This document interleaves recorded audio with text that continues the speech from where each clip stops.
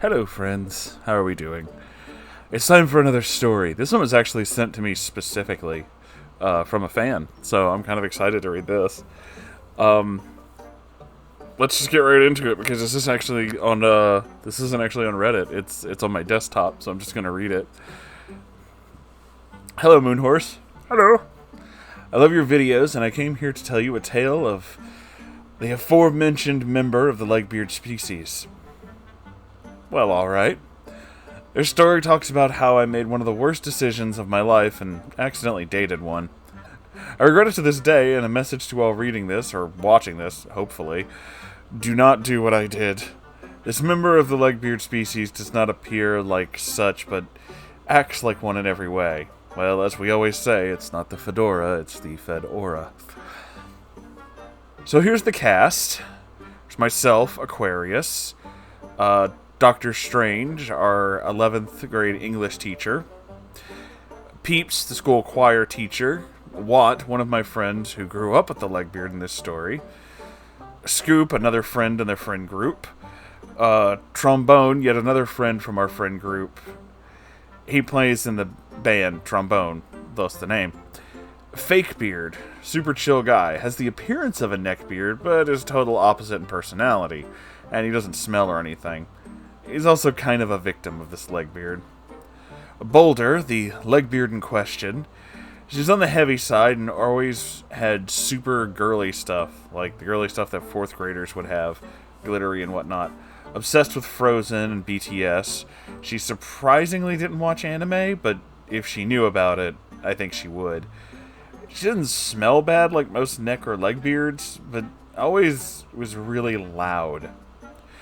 Susie, the second legendary Legbeard, the heavy-set friend of Boulder, and real mean. Pressures me to do a lot with Boulder, and it's not very nice.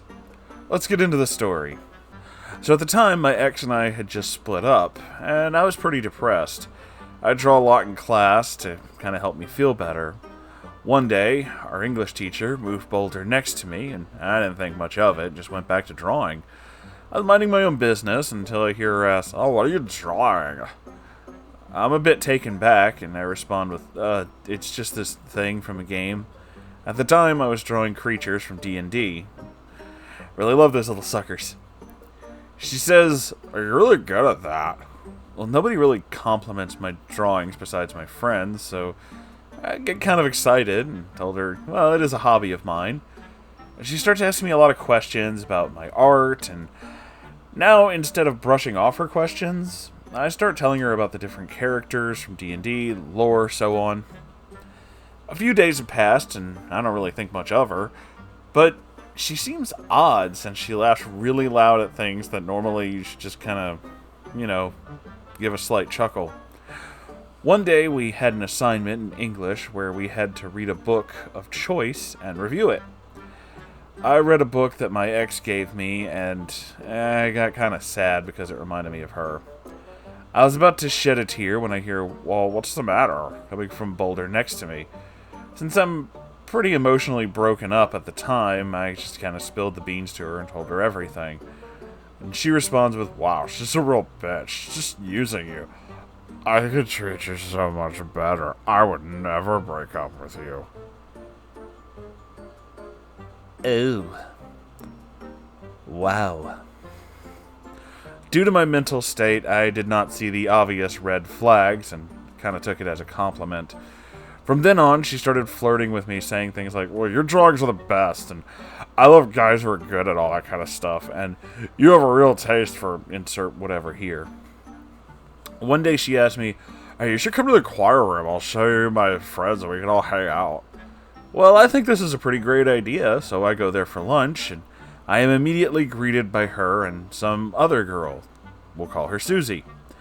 They're both super excited to see me, and I'm already a little uncomfortable. While talking, the subject switches to dating, and Susie says, "Oh my god, Boulder has never even had a boyfriend before? Would you even date her?" I don't know. Please! Okay, she's begging now, so being pressured, I say yes, and my ears are assaulted by lots of screaming and of excitement. It is really bad. My ears are ringing now, and the entire choir room is silent, and Scoop, Watt, and Trombone have a look of, what the fuck did he do? Susie and Boulder were ecstatic and shared an equally elated expression. They dance out of the choir room, rendering the teacher and everyone else just silent. Fakebeard walks up to me and is like, dude, what happened? So I told him that I guess I'm dating Boulder now, and his response was, okay, but why though? I'm a little mad at this statement, and I gave him a joking threat, and we just kind of have a laugh. Little did he know that I was extremely upset that he had just insulted my new girlfriend. I would find out why later, though. After leaving the choir room to meet up with Susie and Boulder, I'm uncomfortable the entire time since Susie keeps talking about her choking fetish. Bruh. And how she wants to impregnate her boyfriend? Oh no. Oh, somebody's been on DeviantArt. And how Boulder and I feel the same way, and that's not even the worst part. The worst part that legitimately gave me chills was Susie whispering, if you break up with her, I'm gonna beat the fuck out of you and your friends. Bruh. I take Taekwondo, and I really shouldn't be afraid of this girl since it's probably an idle threat anyway, but I have anxiety, and yeah, this kind of freaked me out. After lunch, my thought was, what the fuck did I get myself into? Susie would also later allude to having her boyfriend try to beat me up if I broke up with her, and how she was the boss. Yeah, the second I started dating her, she hated whenever I tried to hang out with Scoop's group, and would say that I'm neglecting her. It got to the point where Watt asked, man, where are you? We haven't played Terraria together in like a week. And I told him I was busy, and like a scene out of the Twilight Zone, Fakebeard's statement about Boulder came more and more understandable. It got so bad between her and I that she hated whenever I would play video games on my phone whenever we had free time. For the book assignment I mentioned earlier, Susie made me draw the cover for her review since you're the artist and you treat your girlfriend with facts. It got so bad that the teacher had to separate Boulder from me in English because she was incredibly clingy. Surprisingly, my 20 brain cells didn't have it in them to see all these red flags until the following week. So I'm biking to school, and some asshole didn't signal when turning into the parking lot, and I swerve off my bike and fall. I had this huge gash on my side, and I showed Boulder, and her response was, oh, jeez, that's stupid. I can't believe you crashed. Wow. That's pretty shitty. Angered by that, and adrenaline rushing through me, I broke and was just like, seriously? That guy almost ran me over. I crashed on the road. There were like cars everywhere. I mean, I realize you're joking, but like, what the fuck, man? That's not okay. She was shaken up by this and gave me this really angry look, saying, I'm going to find every way to sabotage you? What? Okay. Susie later at lunch told me to apologize for what I said. Of course, I didn't want any trouble, so I immediately caved. Later that day, I devised a plan. I'm going to hang out with Scoop's group since I've hung out with her and Susie for almost 2 weeks now. And if she gets mad about it, well, that's going to be the end of it. If she doesn't, she's a keeper. Lo and behold, she bitches and moans about everything to a group of girls and cries saying, he treats me like shit, he's ignoring me. I don't know what to do about this, and talked to one of the girls in the group, complaining to me about her nonstop bitching to them. She says I should just break it off with her, and without a doubt, I slowly realize I'm in the situation I'm in. So I go to her and tell her that, well, it's over. I'm just not the right person for her, and she begins pleading that I should stay. But I don't relent, and I stick to it, and I leave. I may have won this first battle, but I'm far from winning the war. There's a part 2, and thank you for reading this. Moonhorse, if you're reading this, I am. Thank you for reading other Neck and Legbeard stories, and keep up the great work. I'm a huge fan and hope you enjoyed this.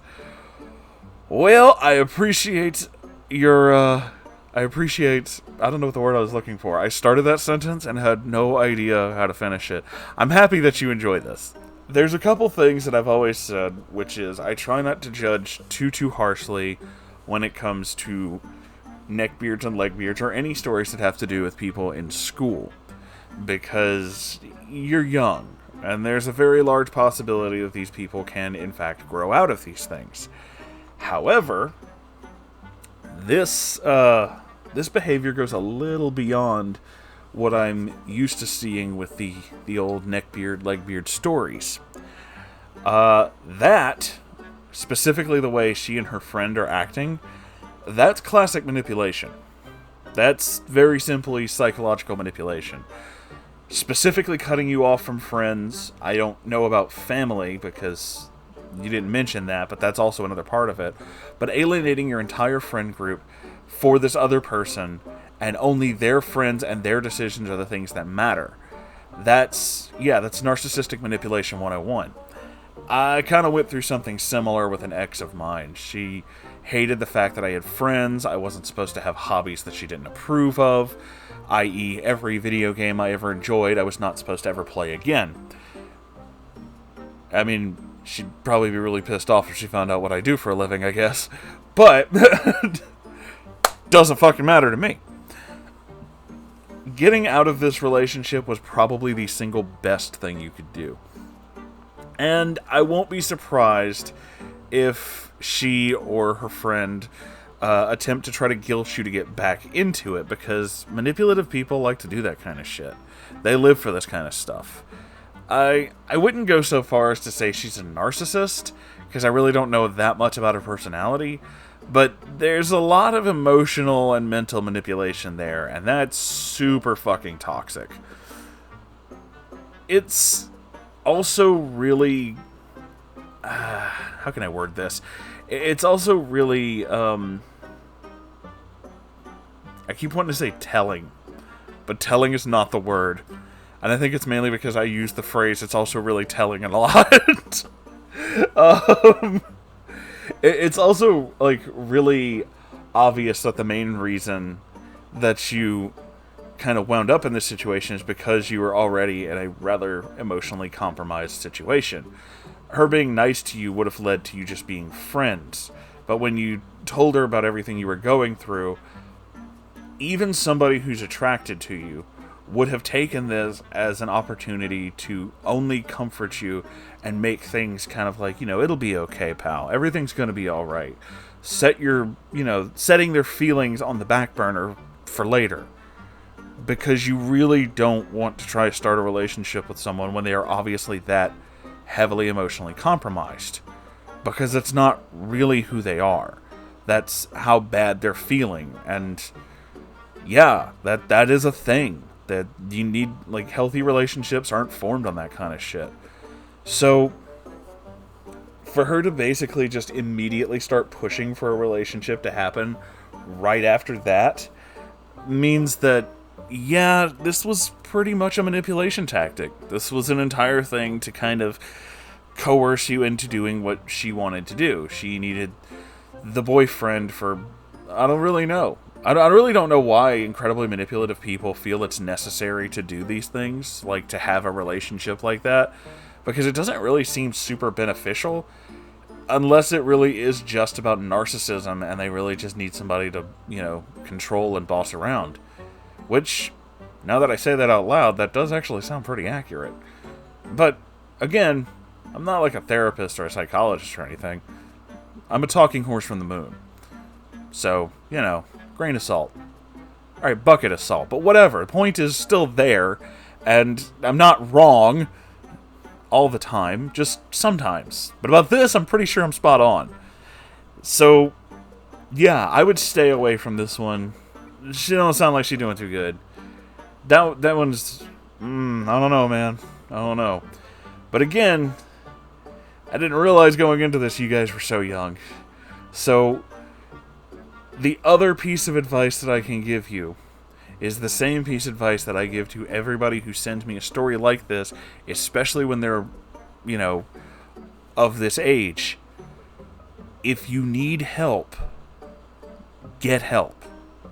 Talk to an adult. Talk to a teacher, counselor, your parents, somebody. There is no shame in getting help. Now, that is universal. Age doesn't matter. There is no shame in getting help, period.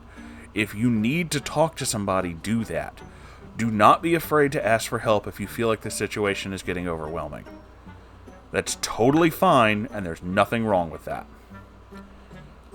And, you know, if anybody says that there is, well, they're a dumbass, and come on back to this community where we all love each other and we always want to help each other.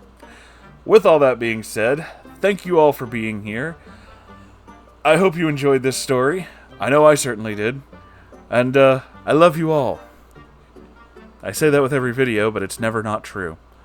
Also, be careful out there. The Backstreet Boys reunion tour is still going on, and there are tickets everywhere.